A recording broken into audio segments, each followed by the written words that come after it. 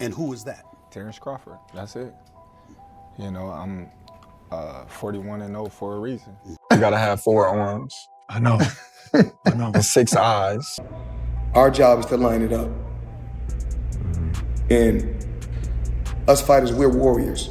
We always want to fight the best. Floyd Mayweather has sent a chilling warning to Crawford as debates rage on about who would truly win. With his words sharp and deliberate, Floyd made it clear this was not just talk, it was a cautionary tale about chasing a dream that may never exist.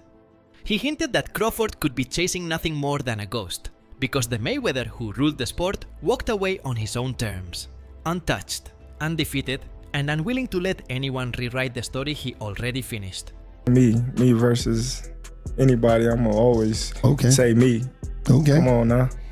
Floyd told Smith that boxing was never just about who hits harder in the present, it's about who owned the stage when the lights were brightest.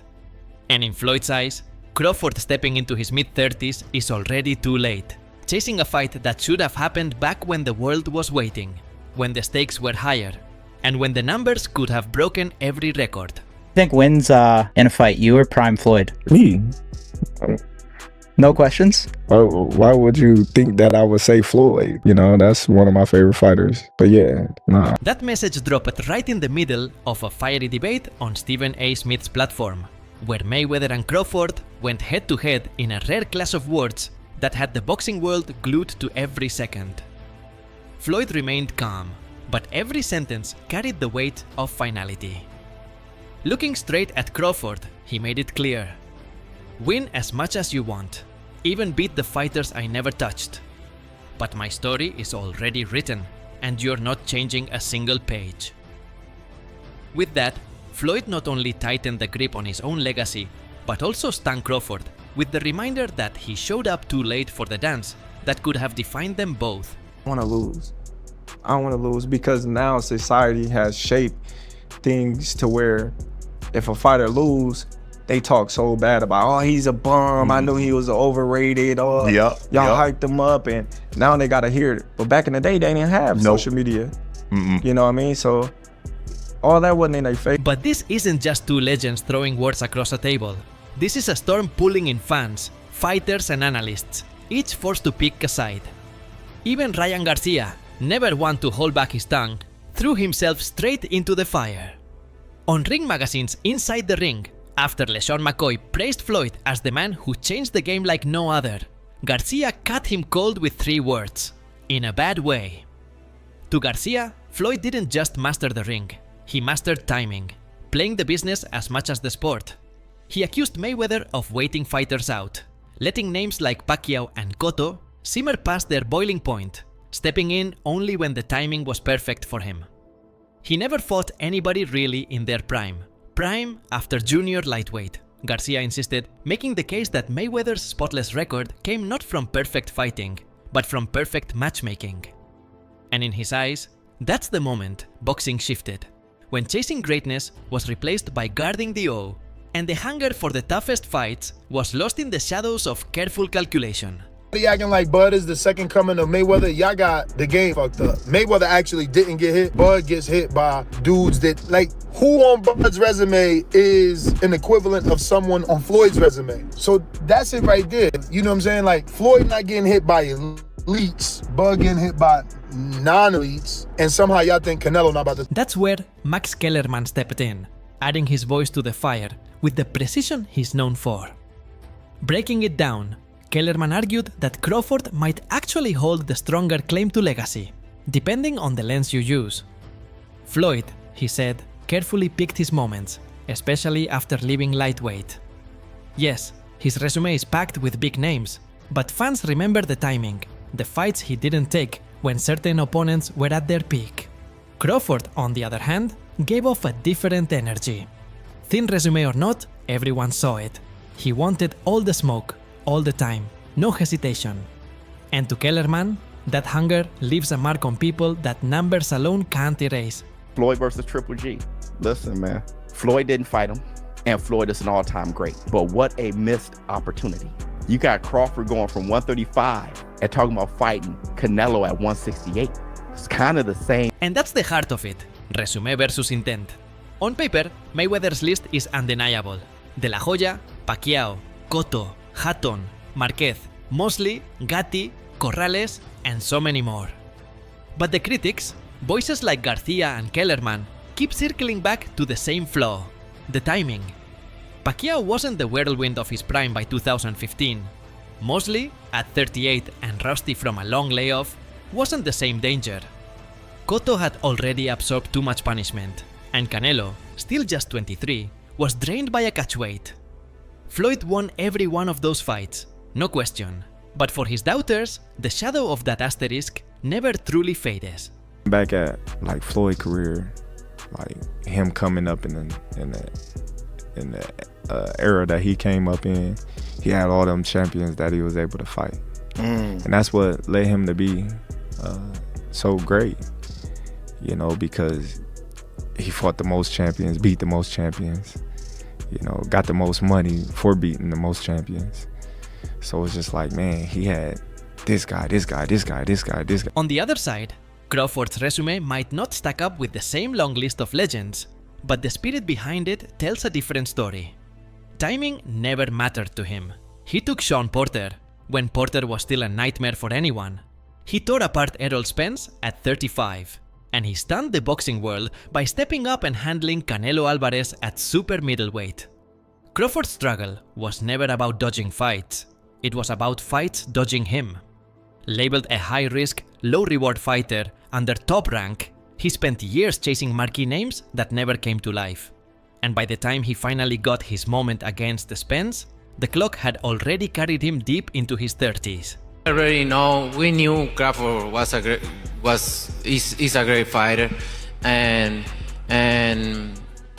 I did what I supposed to do, right? I tried for every way, and I trained really hard, and he deserved all the credit. No, I try my best tonight, and I just cannot figure out the style. Was it something specific, the movement or his speed? Now at 38, Crawford stands undefeated. 42 wins, 0 losses, undisputed in 3 divisions, with scalps like Gamboa, Postol, Jeff Horn, Porter, Spence, and Alvarez etched onto his record. But next to Mayweather's 50, the math tilts toward Floyd. 8 fights may not sound like much, yet in the razor-thin margins of legacy, every number echoes louder. Still, Crawford holds one card Floyd never touched, pushing into a 6th weight class. If he drops down to middleweight and captures gold, he'll have achieved what Mayweather never dared. Floyd's story stopped at 154. And though he carved history there, he never stretched to 6. Crawford's relentless hunger to chase bigger, riskier mountains might just be the one twist that shifts the entire debate. Floyd had a lot of craft that mimicked some of the things that Sugar Ray did. So does Terence. And Terence is psychologically a latter-day Sugar Ray Robinson. He has the same kind of capacity to be charming and then in the next 30 seconds to turn on his fire. And that, I think, is part of what he's going to take into the ring against Canelo. The timing of their eras makes the story even more intriguing. Crawford claimed his first world title in 2014, just a year before Floyd closed the curtain with Pacquiao and Berto. The overlap was thin, but real. If Mayweather had lingered, the clash might have lived. But by then, Floyd was guarding his legacy, not chasing new battles. And that's the truth behind his words on Stephen A. Smith's stage. Don't ask me now. If it was ever going to happen, it would have been when the money was highest and the spotlight at its brightest. That window is gone, and so are the what-ifs. Crawford's victories today can't reach backward in time to drag Mayweather back into the ring. The thing about it is Terence has been the only other guy that people can say he always figures it out. Yeah, you know? Yeah, that's true. But you gotta have an OG somewhere. Anybody else? Yeah. There's an OG Somebody gotta pioneer, right? Yeah, you gotta. There's an OG you can't outfigure out somewhere, and I just believe Floyd is that OG you can't outfigure. That original puzzle you just can't solve. That's Mayweather. Yet it doesn't stop fans from picturing the head-to-head. At 147, Floyd was untouchable. A defensive genius who slipped punches like shadows and dismantled opponents piece by piece. From age 28 to 38, he went a flawless 12-0 at welterweight, owning the division for an entire decade. Crawford at 147 brought a different storm. Explosive, a switch hitter with real knockout bite and a natural mean streak. In just 5 years, he racked up 8 straight wins, most of them ending violently. Taller, longer, and more versatile in stance and approach, he brought danger from angles Floyd never had to solve in his own era. Were you surprised that, Crawford wasn't running from him? He was very confident that he could stand there and trade, a lot of times with Canelo. Crawford fought a brilliant fight. He fought a brilliant fight. He stayed at the right range. He didn't engage with Canelo when Canelo was trying to get him to engage with him. And he took control of the fight. He did what he wanted to do. In a mythical showdown, Crawford's size and relentless aggression would have pushed Floyd's defense into uncharted waters. Fans often draw the parallel to Paul Williams, a tall, high-volume welterweight many thought could trouble Mayweather, a fight that never materialized. Add Crawford's adaptability, his ability to switch stances on a dime, and the sting of that southpaw power, and suddenly the picture sharpens. For the first time, some believe Floyd might have truly been forced to sweat just to protect that precious zero. Bud's so strong. That's what I said. Why are you talking about 54? None of them dudes gonna get you up. If you truly beat Canelo, why not be the greatest fighter in the existence of boxing? Like, Bivol was the only dude to beat 2 undisputed active champions. Like, he beat Canelo as an undisputed champion, and he beat Better Beef as an undisputed champion. Bivol, historically, might go down as one of the greatest to ever do it. If you beat Bivol and you beat Canelo, Crawford might have surpassed TBE. But Mayweather's defenders fire back, reminding everyone that his style was built to dismantle aggression. He wasn't just quick and slippery, he was precise, ruthless with efficiency. He didn't need to throw 70 punches around. He needed to land 25 that mattered and make you miss 50.